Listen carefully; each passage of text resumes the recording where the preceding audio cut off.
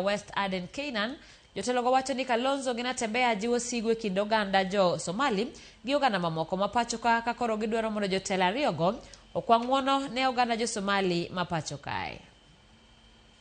Groundless and irresponsible allegations made by the Honorable Kalonzo Musyoka, who has insinuated that this landmark reform is a political maneuver and plot to design to influence the outcome of 2027 elections. Such baseless assertions serve no purpose other than to politicize a matter that is fundamentally about the protection of human rights and the defense of the constitutional justice of these people who have been here to marginalized. Again, such a reckless statement coming from Honorable Kalonzo Musyoka, an erstwhile national leader. It's unfortunate. It's unacceptable. You are looking for votes, and you want to demean the very people who are supposed to vote you. No wonder he has been trying every election as an underdog.